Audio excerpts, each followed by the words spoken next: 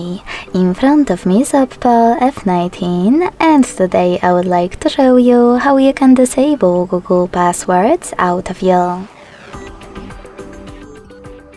Begin by going into Devices Settings and scrolling down to access Google section.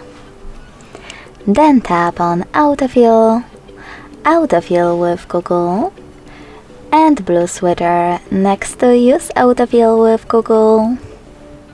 As you can see, my sweater and all of those features are gray.